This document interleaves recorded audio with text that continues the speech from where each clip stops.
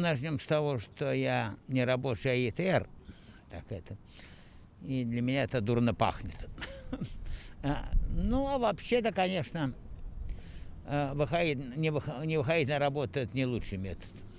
Это выпуск тракторов, это ВВП, зарплаты, т.д. и т.п. Это. Есть другие методы. Собирать единомышленников там, где положено, и добиваться. Вот ожидаются выборы в парламент. Пожалуйста, проведите агитационную работу на законных основаниях. Видите, вот пример Украины. Добились молодежь, и «Слуга народа» заняла большую часть парламента. Ну, таким методом я лично за. Но и не забастовки и прочее. Всего хорошего. И я против забастовок. Я считаю, что производство должно быть работать по-любому. Политика политикой, а производство – это экономика. Поэтому я против забастовок категорично. Спасибо. И почему? Ну, я не вижу в этом смысла, скажем так. Это, не метод. Это еще больше падение в экономическом плане. Вот. И так далее. Поэтому вот я буду работать. Руководитель стачкома.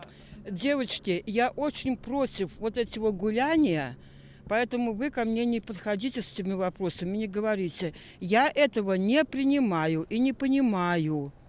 Если честно говорить, если вы хотите бороться за хорошую жизнь, борются не так. Почитайте, изучите историю, как надо бороться. А вот этих похождения, они бестолковые. Не приносят, они ничего не принесут. Все, до свидания. У нас забастовок сейчас нету.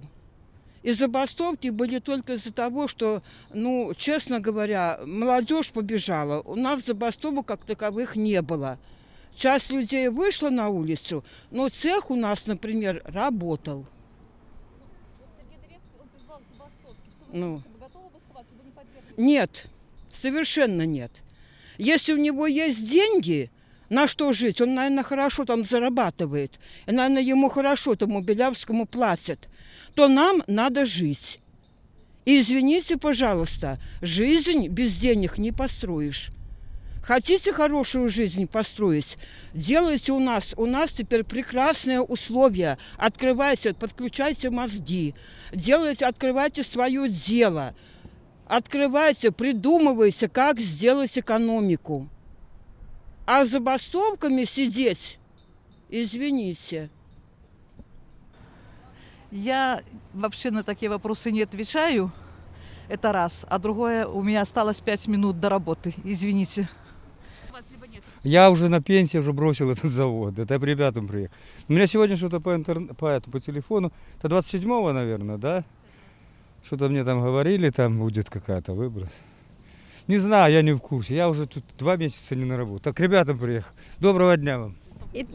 Нет, я-то, конечно, поддерживаю, но у нас вряд ли кто будет много бастовать. Нам не дают бастовать. А так, это итальянская забастовка может быть на местах.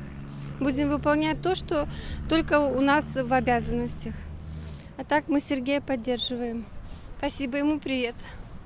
Ой, не, мы не знаем, мы не оттуда. Не, мы не знаем. Или вы не поддерживаете? Почему? Я буду в отпуске, так что я по-любому не буду на работе. В душе, я не знаю. Честно, у меня есть ребенок, и я одна, так что мне есть о чем беспокоиться. Все, что я думаю, я не могу так сказать, честно. Все? Честно, сложный вопрос. Не знаю, посмотрим. Ближе к этому числу посмотрим. Ну как поддерживать? Надо же кому-то работать. Ну, тылы, мы же должны работать. Нет, почему? Я не буду говорить вам. Вы готовы бастовать? Нет, 100% против. Пускай бастует, если ему хочется. А меня все устраивает. Что еще хотите услышать? Нас все устраивает. Зарплату дают вовремя, все вовремя. Работать нормально работаем каждый день. Чего бастовать? Кого? Зачем бастовать? Так что не знаю. А если в его голова не варит, так пускай бастует.